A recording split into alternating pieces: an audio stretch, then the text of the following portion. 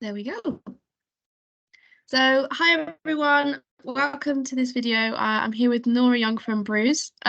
We're going to go over some questions to do with ADHD, some frequently asked questions, and some stuff to do with what BREWS do, as well as things that you guys might want to know over the summer. So Nora, if you want to just introduce yourself and what you do. Hi, my name's Nora Young and I work with Birmingham Resilience Education and Wellbeing Services, which is a really long title, so we just call ourselves BREWS. We are all about supporting young people and their mental health, particularly neurodivergent children and young people, and particularly children and young people with ADHD.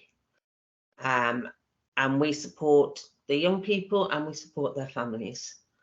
Over half of young people with ADHD are also autistic. So a lot of the work we do, it's very much ADHD and autism can have a lot of overlapping traits. So we work also with a lot of young people who are autistic. And I have ADHD myself. I have 3 kids, 2 of which are autistic with ADHD, one of which is pure ADHD. And we really, we come from that perspective of supporting people to understand how ADHD brains work, supporting the young people to understand it, supporting their parents in understanding why we display the behaviour we do, what's behind some of the stuff that we ADHDers do. And we set this up because there was just a gap there in supporting families. They get a diagnosis of ADHD and then it's like, off you pop. And there's not a lot of support around, okay, what do I do now? Yeah, I think that's the biggest thing, is that you kind of get that diagnosis and then you walk away, but it's like, okay, well, what does it actually mean?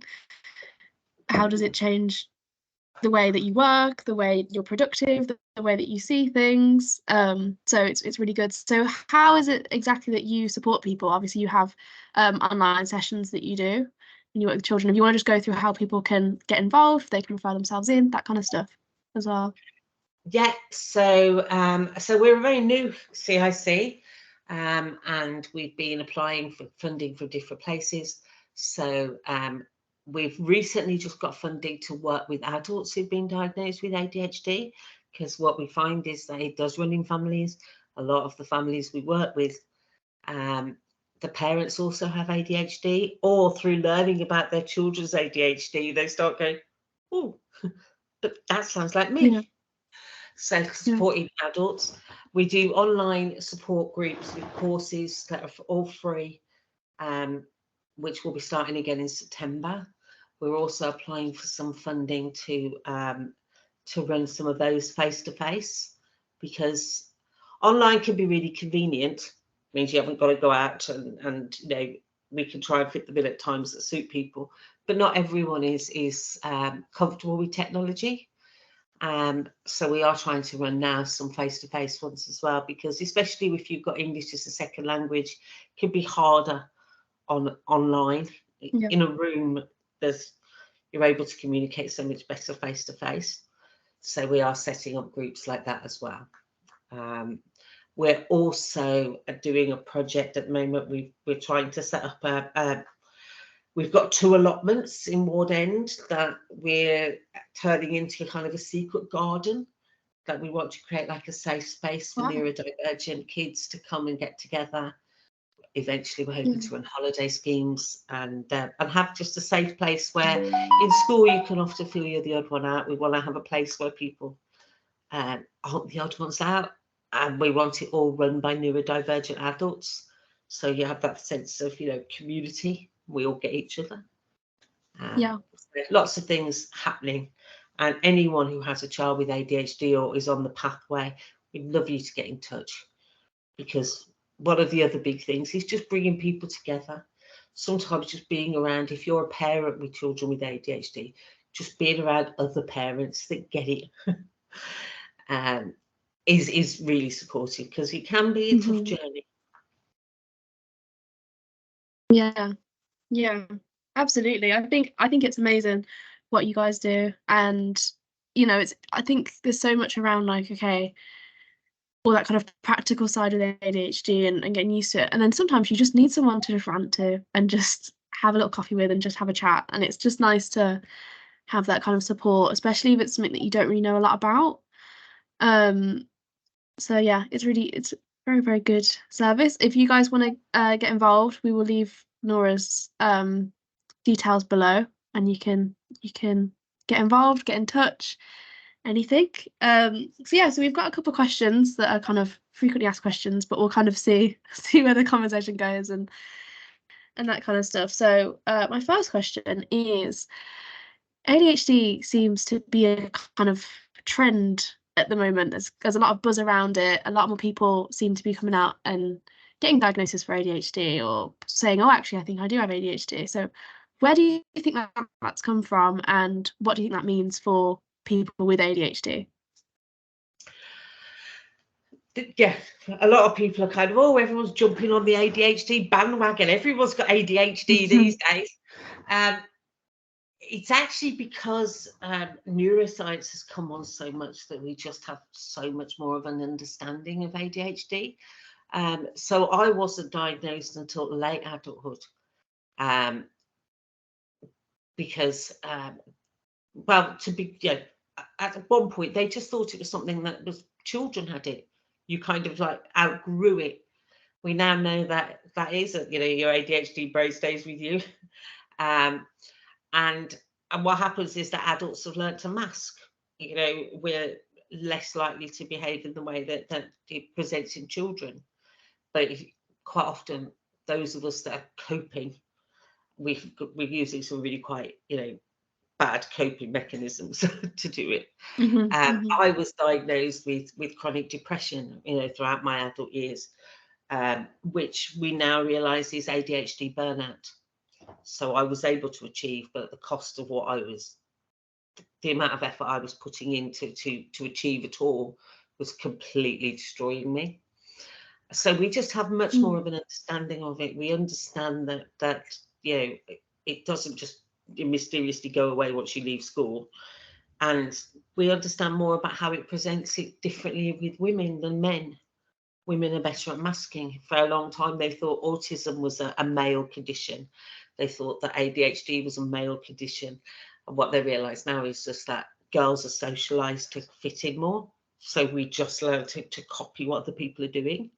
And so it's not picked up in it. It's not picked up in girls the way it is in boys. And also there's different types of ADHD. And the one that is picked up is hyperactive ADHD, because that's the children that can't sit down. Those are the children that are interrupting lessons. Whereas inattentive ADHD, those of us that are just zoning out, those of us that, our body is in the classroom, but our mind is, somewhere completely different, aren't necessarily picked up because we're not disrupting, and I completely get that. I was a teacher for 27 years. I never ever knock teachers. They do amazing jobs, and it is hard when you've got a class of 30 children. You will notice the ones that are out of their seats. You don't necessarily notice the ones that are zoning out, and you just think those kids are a bit forgetful, a bit, a bit happy. And I was never ever taught when I was a teacher that was a sign of ADHD, so I wouldn't have picked it up. Yeah, absolutely. I think like you say, it's just that we've had a lot more research into it, and it's taken a lot more seriously now. While before it was just kind of, you were seen as like a naughty kid or a forgetful kid or a disorganized kid, when in reality it's just that your brain worked differently. And that's fine. Like it's not okay. Well, I'll let you answer it before I start. But I suppose my next question kind of leads into it, is what is neurodiversity, and what is the difference between neurodiversity and mental illness? Is quite a big one.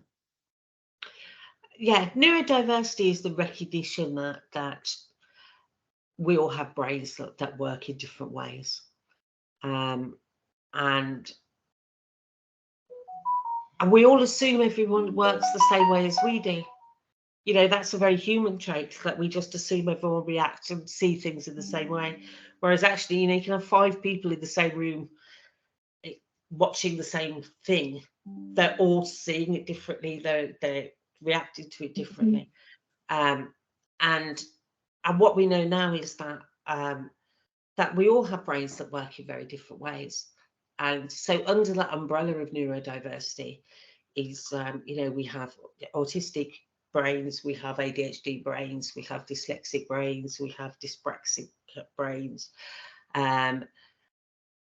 But we also have neurotypical brains. It's like multiculturalism. It includes everything. It's just recognizing that we all come from these different ways of looking at the world. And it's different from mental illness in as much as that being ADHD isn't a mental disorder. It's just a different brain type. Being autistic isn't, it doesn't mean you're mentally ill. You just see the world in a different way. Your brain is wired differently. However, a lot of us are more susceptible to becoming mentally ill. Because if you have spent your whole life being told that you are wrong, that you're doing things wrong, you're not trying hard enough, then you will have those intrusive thoughts that I'm lazy, I need to try harder, I'm not good enough. A lot of neurodivergent young people can be very susceptible to grooming because you know that you're different from other people, and then when someone says, come, belong with us, then we'll go along with that. Anyone who's saying no, you fit in with us. So we're susceptible to grooming from political organizations, religious organizations. A lot of neurodivergent people can end up in domestic violent relationships because, again, we have become used to it being us that's in the wrong. So if you have, sort of predator type people, they kind of spot that. They know they can manipulate us. And that's why it's so important for people to understand their brains and recognize that actually, no, there's nothing wrong with us. We just move in a different way. We're dancing to a different drum. And if we can understand that when we're young, that means that we're not susceptible to people out there gaslighting us and manipulating us. And hopefully won't develop mental disorders as a result, because a lot of undiagnosed ADHD people get misdiagnosed with other things because it can look like bipolar, it can look like borderline personality disorder. And the average adult has three different misdiagnoses before they get diagnosed with ADHD. Wow. Yeah. So what would you say are the kind of symptoms to kind of look out for if you're a parent and you think your child has ADHD? What is that kind of thing you need to be looking for? What are the symptoms of ADHD and how do you get a diagnosis for that? Right. First of all, it's very unlikely that you will get a diagnosis under the age of 6 or 7, right? Because all small children have, poor short-term memory and, short attention spans. What you often find with a lot of neurodivergency, particularly ADHD, though, is that it'll be around about year 1. Now, some people it's evident long before that, but quite often children go into reception class and it's free flow and it's play and it's quite a lot of autonomy about what they do. They're not expected to sit down for vast amounts of time. And then they move into year 1 where teaching becomes more formal, and what you find is that their peers pull away, and so the neurotypical children at this point, are able to sit down and concentrate for an hour's literacy lesson. They're learning to read, they're learning to write, they're developing in whatever way. A lot of the ADHD children start struggling at that stage. You'll see that they're different, and that's when the hyperactive children, as I say, they're the ones that get diagnosed first, because these are children that that are constantly moving, constantly looking for sensory input, and every kid's different. Some of the traits that are really, you'd associate can be the rocking, and needed to keep moving, being driven like a motor. Some kids are very, very chatty because they have this like stream of consciousness that everything that goes through their head comes out their mouth. And also there'll have been about 3 thoughts in between what you've asked them to what they answer, because they'll have connected all these things. So then they come out with what sounds really random, but it's actually they've kind of jumped from that link to that link to that link.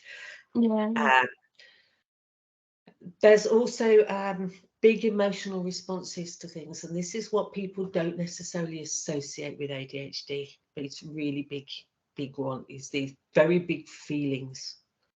And with young people that haven't developed inhibition, so there isn't that gap between the big feeling and an action.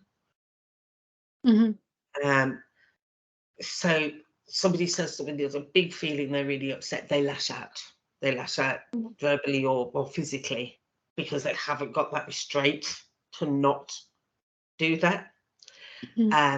We quite often say that people with ADHD have, as a rule of thumb, have an emotional age of about 2/3 of their actual age. So it doesn't have to be aggressive. It can be a child who's very, very has big reactions to any kind of criticism. We call this RSD, rejection sensitivity dysphoria. It's a big part of ADHD for a lot of us, which is wanting to do everything right, finding even the smallest criticism or being told off the end of the world. The child who's in tears because they didn't get all of their spellings right. Children that react even when another child in the class is being told off, even if it's not them, but they're really upset about it. Kids that are just, they maybe find it hard to form relationships with other kids. Some are fine. And again, this is where it's, every kid's different, so you can't just say, this is what ADHD kids like, because they're all different. There's neurotypical kids. But it's just some of these traits, but these big emotions, forgetfulness, problems with short-term memory, time blindness, just not being able to see the passage of time and organise things within time constraints, really hard to get out of school on time, because I've gone upstairs to put the shoes on and just be sitting staring at a wall for 20 minutes. I've got mom's tearing her hair out. Yeah, there's lots of things, and it's a spectrum like autism, so there's lots of different traits, and to get a diagnosis you have to have several of these traits. So you might just have really bad organizational skills. That wouldn't be enough to get an ADHD diagnosis. You have to have several of the traits. It has to have appeared before the age of 12, and there will be evidence there of struggling when you were young, and it has to impact your life detrimentally. So people don't get an ADHD diagnosis just because they've got these traits, but they're actually doing fine. It has to have a negative impact on your life. I know some people that are very ADHD in many ways, but they're doing okay. They found things that work for them, and and so they wouldn't dream of going and getting a diagnosis because they don't need to. Their creative ADHD brain's working for them. Yeah, I think that's the biggest thing to remember with ADHD is that, going back to think, it's not a mental illness. You can live a very, very happy and functional life being neurodiverse, and you might never know. You could just be like that late friend or that kind of forget, and that's absolutely fine. And it's not a bad thing to have ADHD. It's just a thing. And there's just some kids just really struggle in school where they're have this kind of rigmarole where they have to like do this thing over and over, and it's just like, obviously for ADHD kids that just won't work. So it just kind of, but you know, they could be great at other stuff, and it's kind of trying to nurture that side, which is obviously what you do. Yeah, and it's just, we all learn in different ways, and a lot of ADHD kids, a lot of neurodivergent kids don't necessarily learn in the way that we do in school. And there's loads of, there's loads of stuff with ADHD, like actually we thrive when we have a routine, except that we really can't set routines up by ourselves. And we also hate people telling us what to do. So yeah. I don't want you to set it up for me, but I actually do need a routine. So it's that kind of, so with kids, they do thrive when there's a routine, and quite often it's finding ways of doing that without them feeling like they're being told what to do all the time. So yeah, it's lots of creative people are neurodivergent, because we see the world in a different way. There's so many artists, musicians, entertainers that are neurodivergent, because they're creative, because they, if they're given ways of being able to express how their brain works, and because we do, we think out of the box all the time, because no one told us there was a box, or if there was a box, we lost it. So we're kind of doing this. We kind of can solve problems in kind of exponential leaps, because we just have come from it from a completely different way, and that can work brilliantly as an adult. But of course, in school they want you to do that answer and show you working, and that just might not be how our brain works. But as adults, we can really thrive, especially if we find things that we're really interested in, that give us dopamine, because it's not that we can't pay attention, it's what we pay attention to. And when we're interested, we can really hyper focus, and we can do feats that neurotypical people just would never be able to dream of, because we will just single-mindedly go for it. So yeah, there's loads and loads of skills that come with it, but we can forget that when we're constantly being told we're doing things wrong, that we're lazy, we need to, and adulting things, paying, taxes and all those sort of things, that's where we can struggle. I think it's that kind of rigor of this is something you have to do, that's when you start to kind of see that issue come in, where it might negatively impact your life. But apart from that, it's not really a bad thing. So I think that's an important thing to remember. I think we could maybe look at kind of, we won't get too much into it, but the kind of connection between ADHD and autism. You did kind of say earlier about the fact that a lot of people with one diagnosis normally have the other. So maybe we could kind of discuss how that works, kind of the connections, but also what kind of makes them different. Like, okay, this is ADHD, this is autism. What are the differences? But also, why is it so common for you to be diagnosed with both? Yeah, and again, this is something where the research is changing, the understanding of this every day.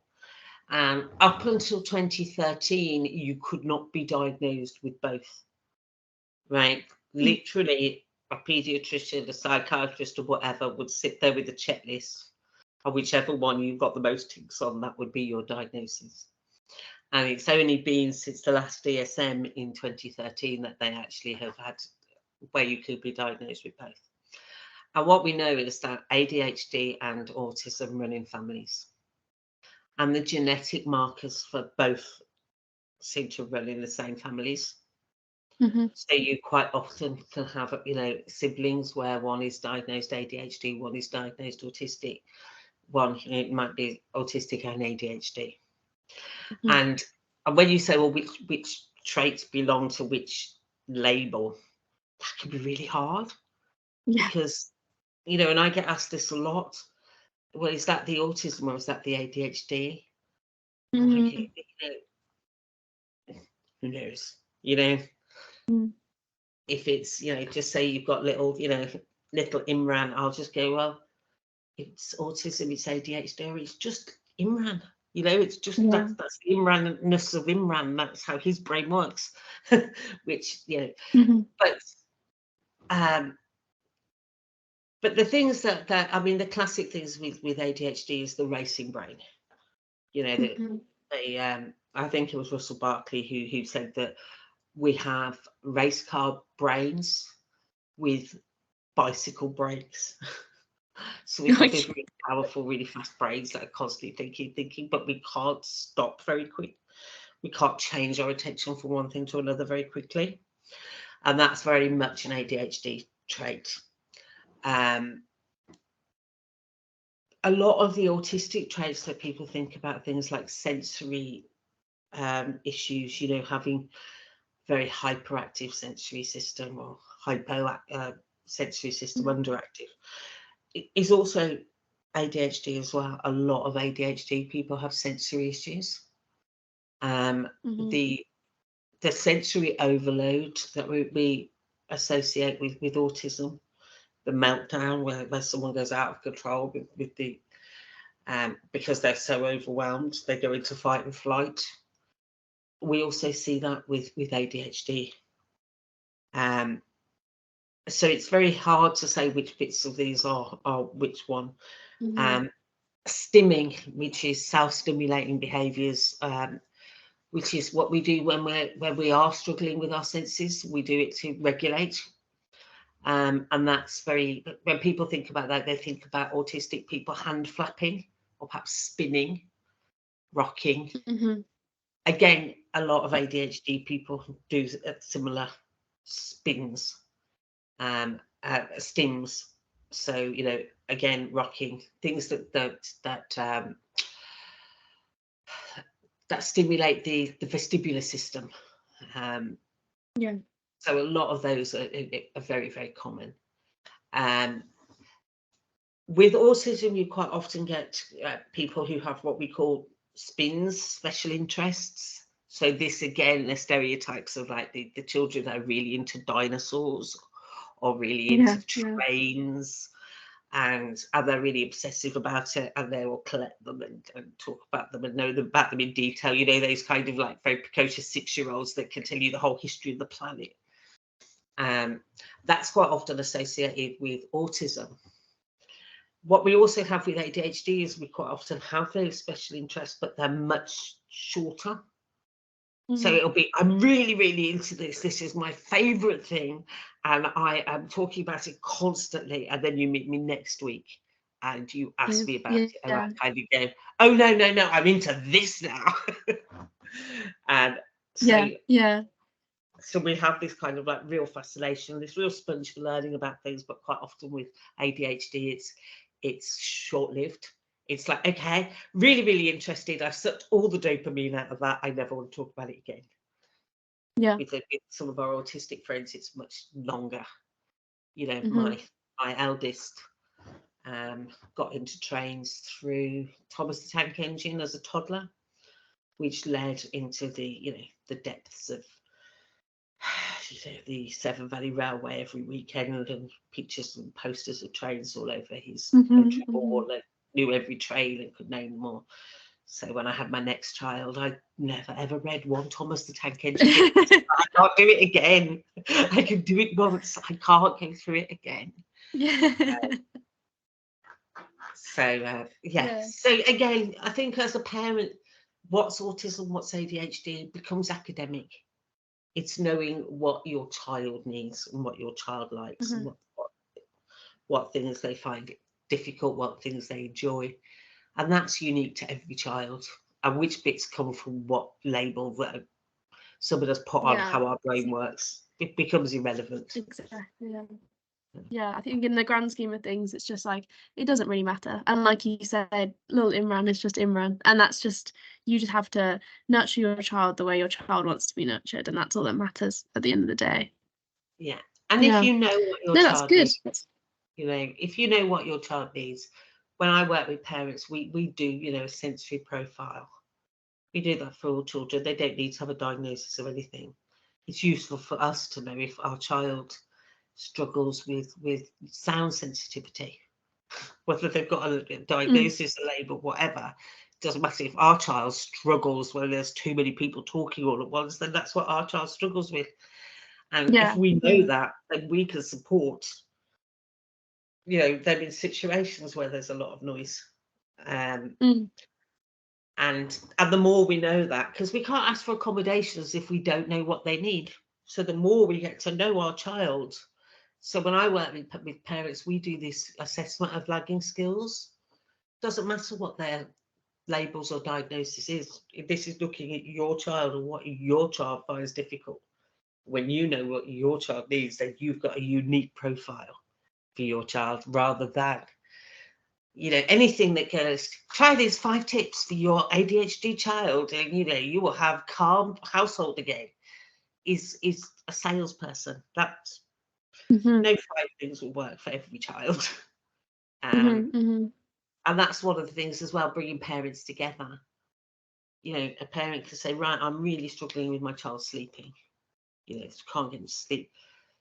People can suggest things they've tried, and it's just finding the thing that works for your child, as opposed to kind of, oh, there's this one thing that all of us, you know, that will work for every child. You should be doing this. And I think that's the thing, is like, you see with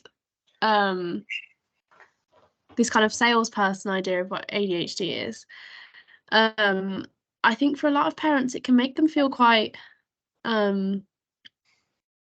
I can't think of a better word, but kind of insecure in their own parenting.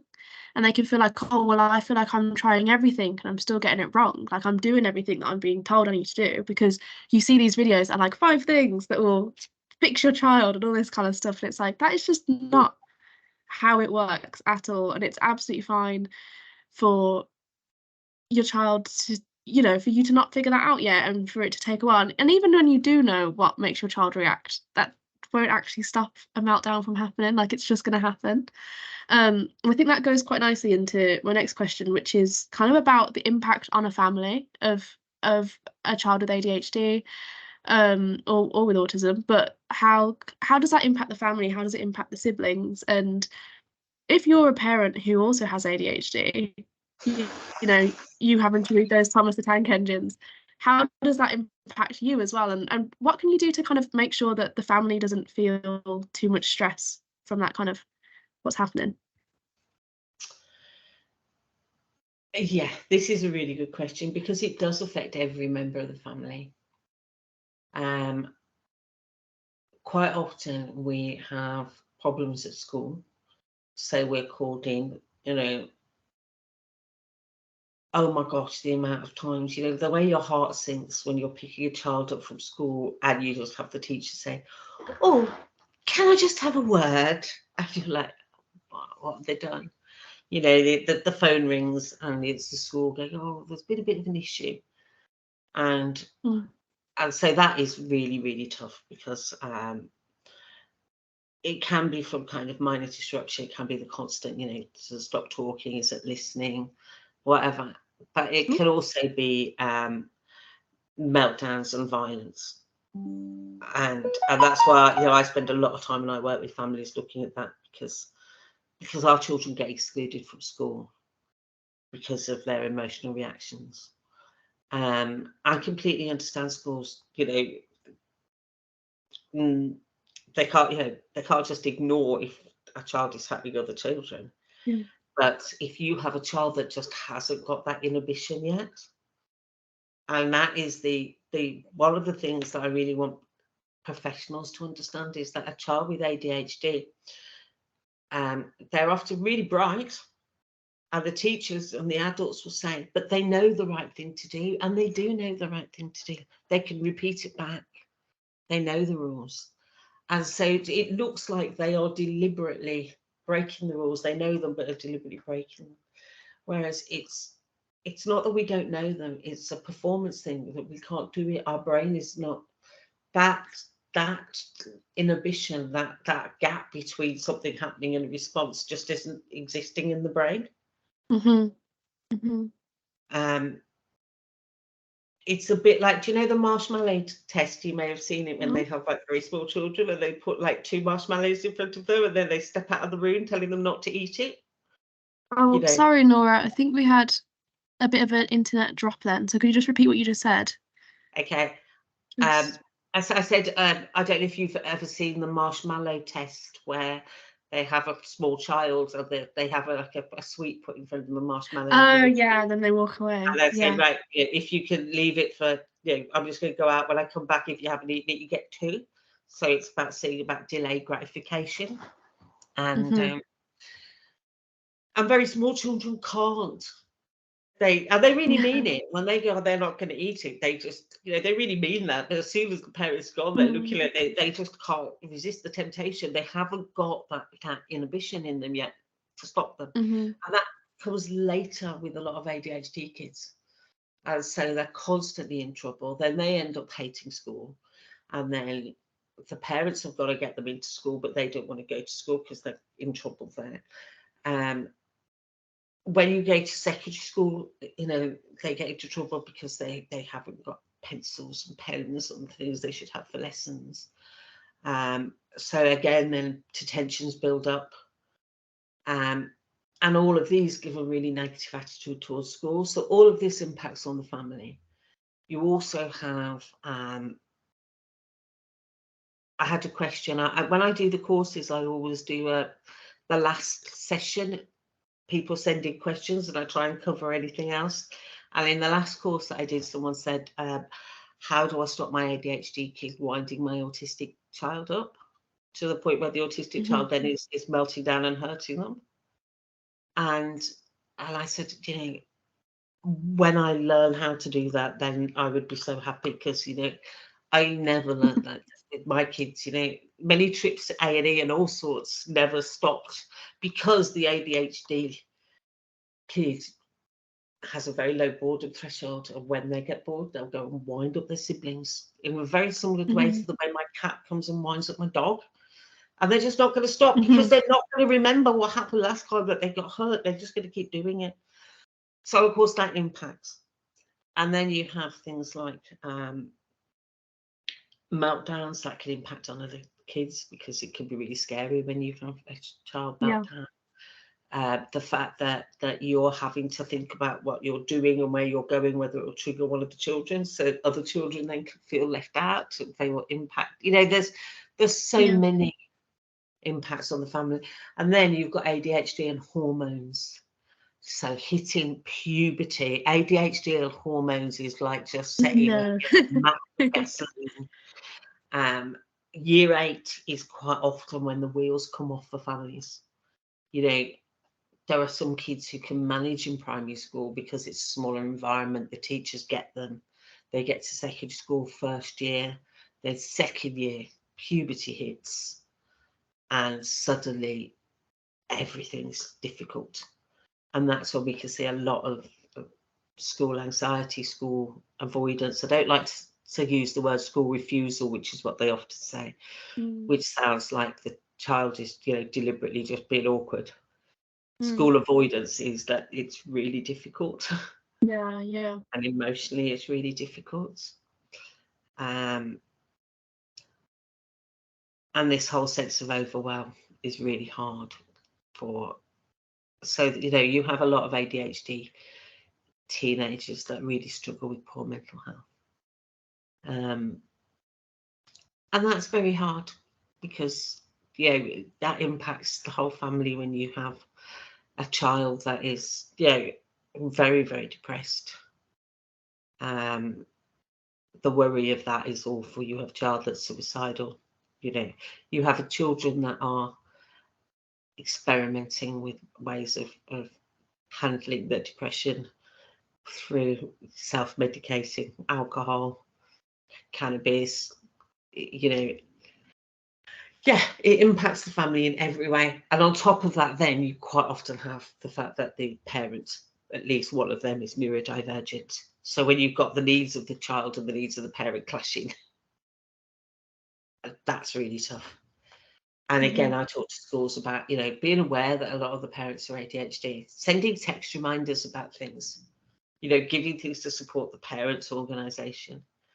Because traditional parenting courses say, right, your child needs routine, your child needs this, this, and this. If you're ADHD parent, yeah, you're asking us to do something for our child that we can't do for ourselves. Yeah. And then that also increases that blame and shame on the parents. Yeah.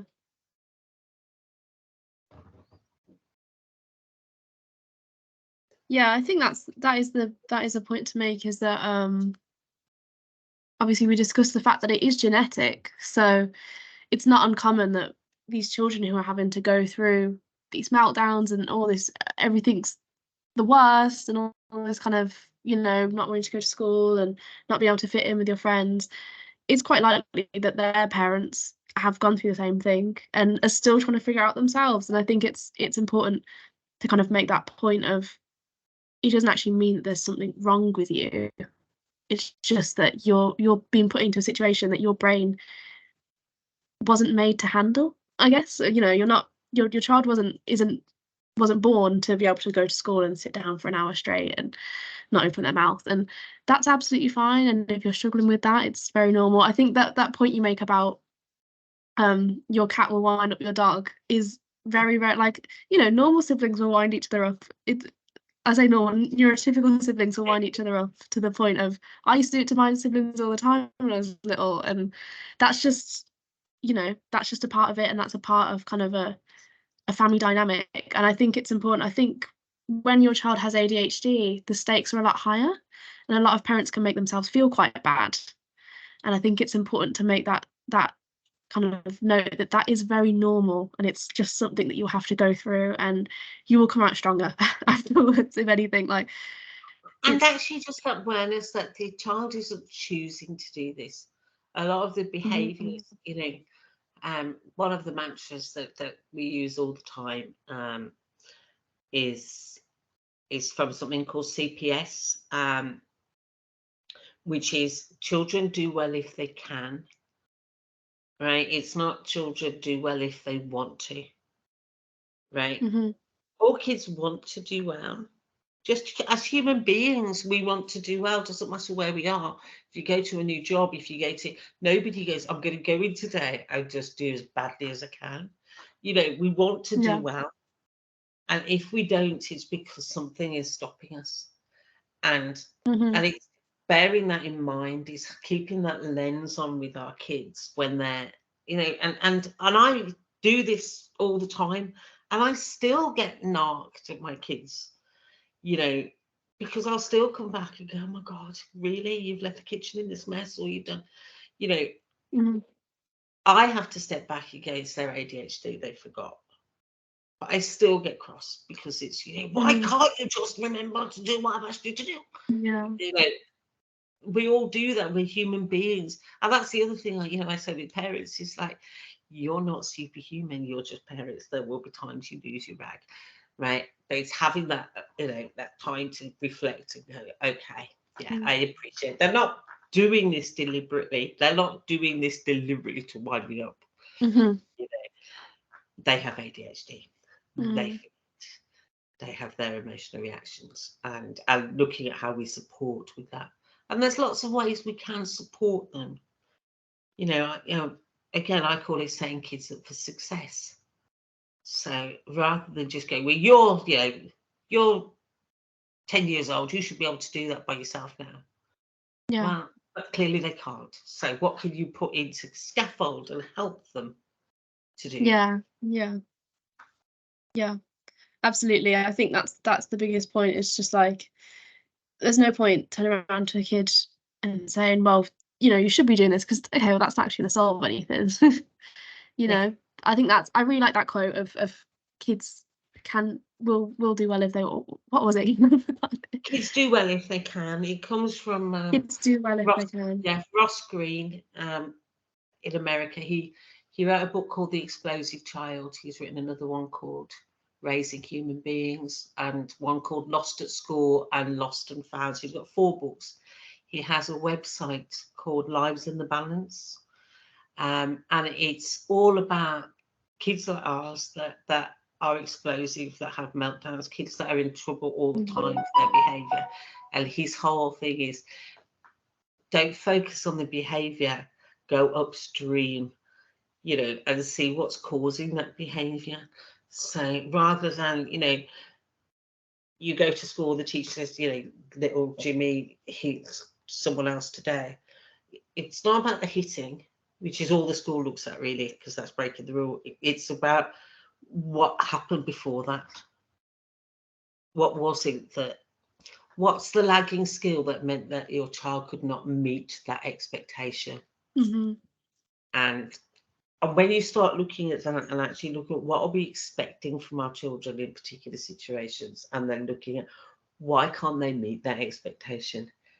And at that point, you become your child's ally rather than another person that's just on their back all the time. You know, and it's okay. What's up? So what happened just before that? Okay. And that's when knowing their sensory needs, and you know, when our stress cup is filled right up to the top, it only takes a little thing for things to go wrong. Yeah. So we want to try and bring that stress cup so our kids got that resilience. Yeah. No, that's a good point to make. And while we're I'll try and put the link to that website down below that you've just mentioned, so that people can get onto that. It's really good. And the other one that you did tell me about before is SIBS as well. So so they support siblings of SEND children. If you want to just talk a little bit about them, so I can.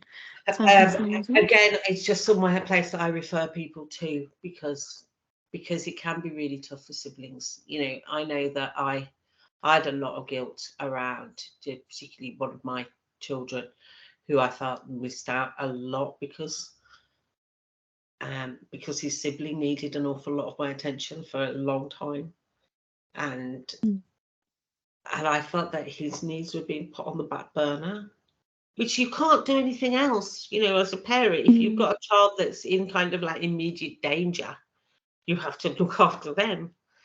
But you can feel very guilty that the other siblings aren't getting their needs met, and that's the same for the sibling of anyone with a disability. You know, the disabled child has more parental attention. So SIBS supports children who are siblings of anyone with a disability, and they have, you know, support groups. They have places where kids can meet online, do different things for them, and they have resources for parents to kind of look at how they're treating all their kids, because all our kids are important. We don't want to end up with any of our kids growing up feeling that they were missed out. And yeah, it is, how do you meet the needs of all your children at once? Always hard. No, that's a good point to make, is that obviously a family is made up of more than just the one ADHD child, and that's fine if you can't deal with that. So we will also signpost SIBS down below as well. I'll put the little link in, and then you can click on that website and have a little look at what they've got. We'll start to wrap it up, but there's a couple more things I wanted to ask. If you can give, I don't want to go into that weird like salesman, like five big tips, but we'll just do some kind of stuff for parents to take away. Kind of, obviously we're heading into kind of back to school now. There's all that horrible back to school summer stuff coming up. It's the uniform shop, it's getting back into that sleep routine, it's the social media usage. So if you've got any kind of tips or things that you can say to parents to kind of help them with that, or anywhere you think they should have a look, any advice, anything like that, if you can share anything. Sleep, I think, is the big one. You know, during the summer they may have stayed up later. It's worth trying to start bringing that bedtime a bit earlier, you know, a week or so before school starts, because if kids can get a decent night's sleep, then they're feeling better the next day. So are you. So is the rest of the family. One child who isn't sleeping impacts the sleep on the whole family in many ways. So focusing on that, trying to get a bedtime routine. I never make kids go to sleep. Because Sorry, as soon as, I lost you a bit again. Can you just repeat that, because that was quite an important bit again? yeah. And if you have a bedtime routine and they're actually you have it a regular bedtime, they're in their bed at that time, they might not go to sleep, right? Our brains are very contrary. My brain, I can go to sleep quite well unless I know I've got to be up at a particular time the next day and I'm trying to make myself go to sleep. And at that point, my brain goes, ha ha ha, we're not doing this tonight. Same thing happens with kids. So a lot of traditional parenting courses say no screens for an hour before bed and whatever. I tend to say, listen, if they need a screen, give them a screen, right? What I do usually say is no internet, nothing that's going to stimulate them. So audiobooks or DVDs. You remember DVDs from the olden days, right? They're great because they can only watch that. They're not, putting on something that streams mean they can go and get other things. But if you actually have, DVDs that are things that they've watched loads of times, so it's not uber interesting, it's more comforting, right? And actually just putting on a box set of Doctor Who or something that they've watched many times before almost like occupies the front of our brain so that back of our brain can start going to sleep. Whereas when we haven't got any stimulation at all, that's much harder. So I generally say screens are fine as long as it's not connected to the entire, anything that's too interesting, right? Give them something that's old and familiar that they can just rewatch. I listen to audiobooks of Sherlock Holmes that I know all the stories. So it's not gonna wake me up going, oh, hang on, this is interesting. I wonder who did it. I know who did it. Yeah. Just have it on in the background, Yeah. That's really important. Getting sleep, I would say, is one of the most important for the whole family. There will be nerves around going back to school. A lot of kids get anxious, anxiety shown in different ways. So behaviour may slip in the last week of the holidays because they're starting to get anxious. And again, just bearing in mind that they're being anxious, they're not deliberately being brats. It's a sign of anxiety. And yeah, just getting that routine, talking them through it, giving them a chance to talk through anything they're worried about. And the other thing that is really, really helpful for ADHD is regular exercise, right?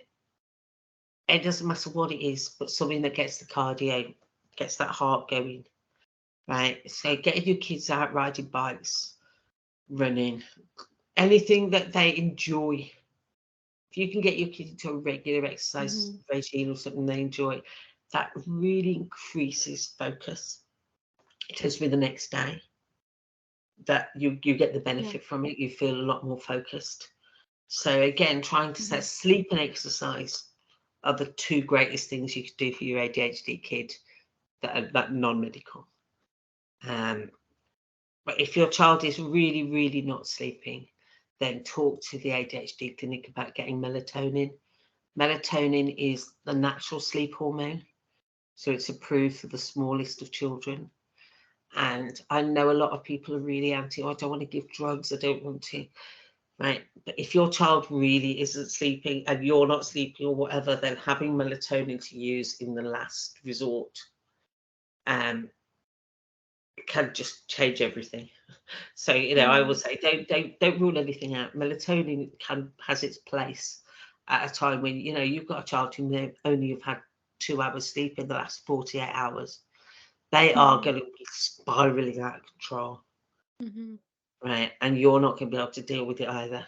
So melatonin, night sleep, everything looks better after a good night's sleep.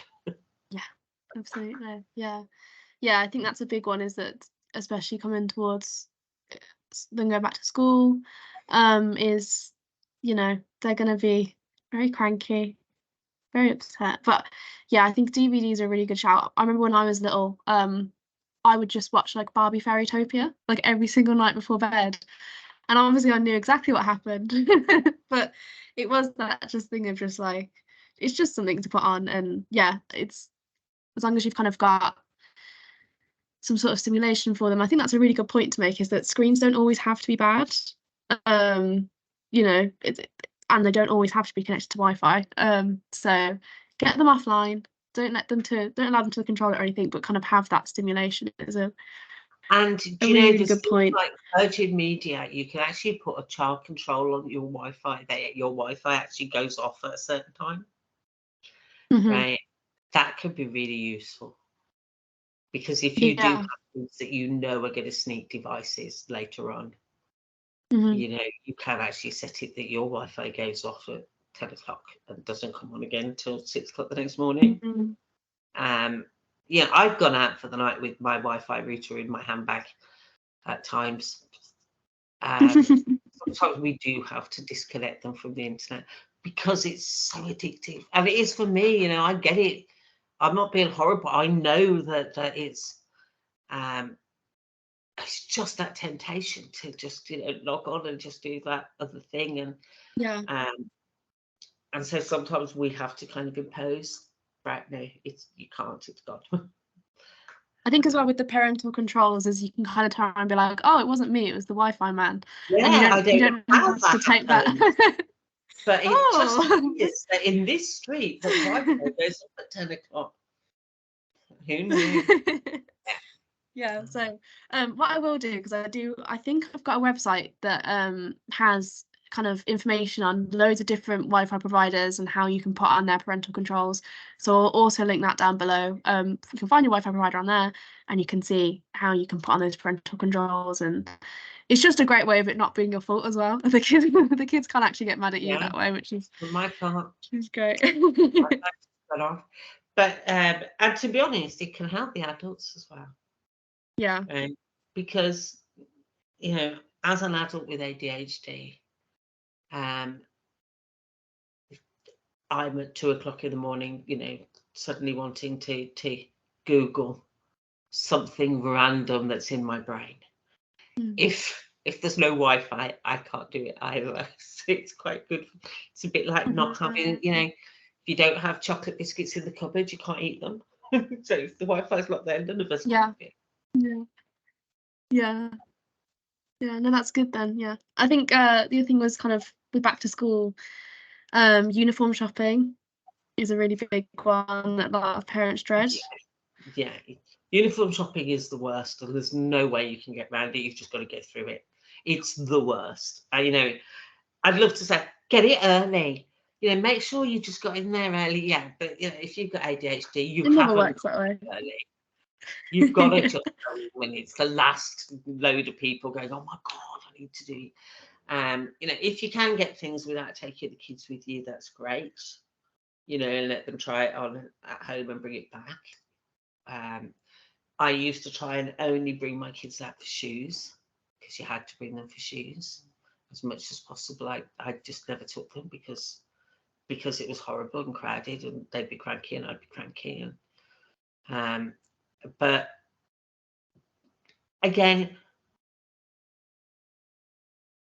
be kind to yourselves. If you haven't, you know, there's always that one on Facebook, you know, that one that's got it already, you know, second week of the holidays, posting my kids have got their back to school things. Yeah, they've also got their Christmas presents wrapped by November.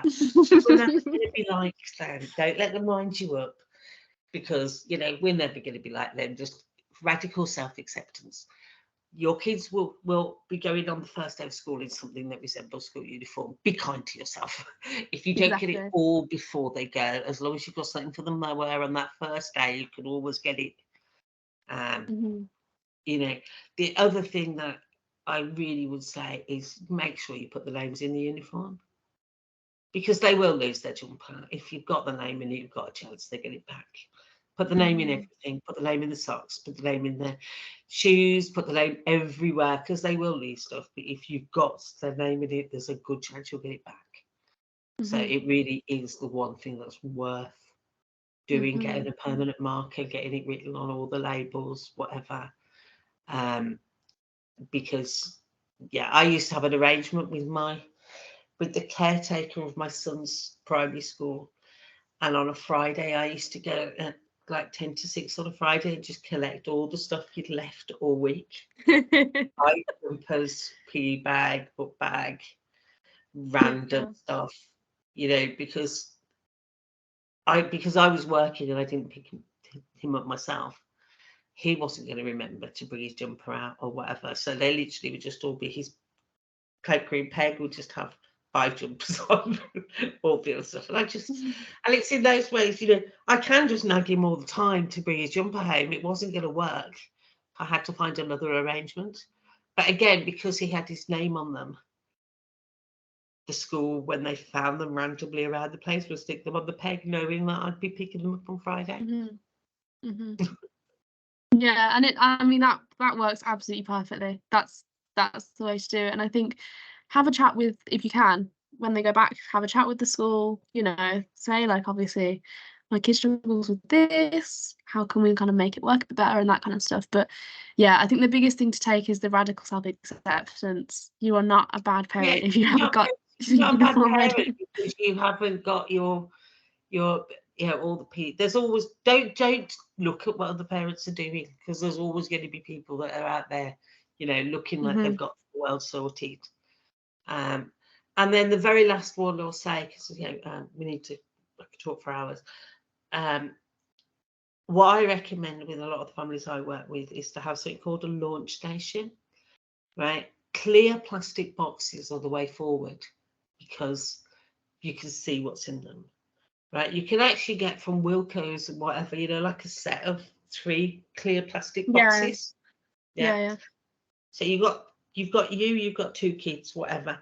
Label them, and the night before have all the stuff they need for school in each of them, that you can just look over and see that their shoes are in it, their book bag, their tie, whatever they need the night before. I call it doing a favour for your future self. Right, because the next morning, if you just spend 10 minutes making sure that all of those things are in those boxes, the next morning you haven't got the whole, where are my shoes, I haven't got my pee bag, where's my bubble, you know, because they're all there. So just having that, because the mornings are the worst, and it sets you up for a really bad day if you've spent the morning, you're late for school because everyone's looking for everything, and then you're you're screaming at them, they're screaming back at you, or sitting looking at a wall, whatever they're doing. Right? You know, just putting that and having that station. What I say is actually have over it like a timetable if you can, so you know what days are PE days, swimming days, whatever, and have a clock. Food tech. Date, so you can just check it all. Yeah, try and set up a system to make it as easy as possible for yourself and for your kids. Lots of clocks around the house, clocks, visual clocks, every room, preferably analog clocks, so you can see time moving. Because again, it's just trying to give them support for success. If they look up and see the clock and know that, okay, I've got 5 minutes now. Again, you can set the clocks 5 minutes fast or 10 minutes fast.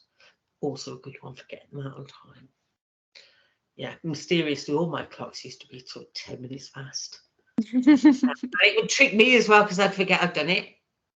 So then I'd be like, oh my God, and I'd be really that. And then I'd have this lovely thing where you can actually, I'm in time.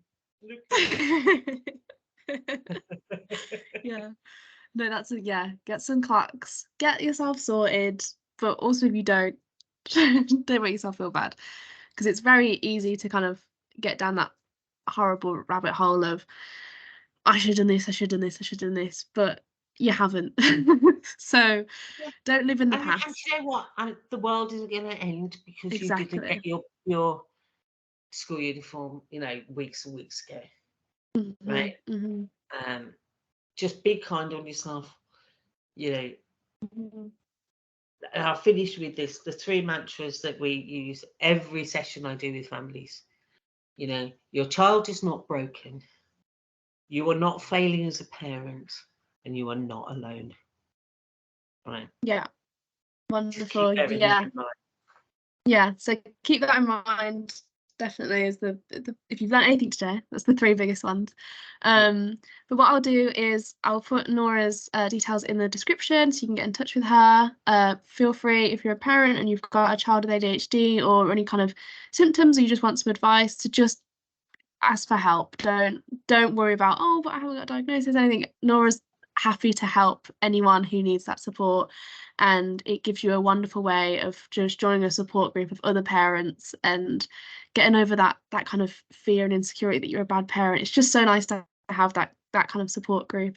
And as always, you can always contact us with Erdington Families as well, and we're more than happy to help in whatever way we can. But what I'll do is I'll leave stuff in the description down below, and if anyone has any questions, you can leave them in the YouTube comments, or also send them to our Facebook pages, which I'll also put.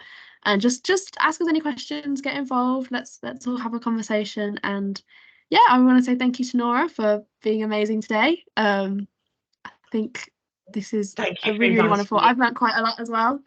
So thank you for inviting me. Yeah, please, people, contact me if you want to get any advice, any support. We're very friendly. We don't bite. Get in contact. Yeah, absolutely.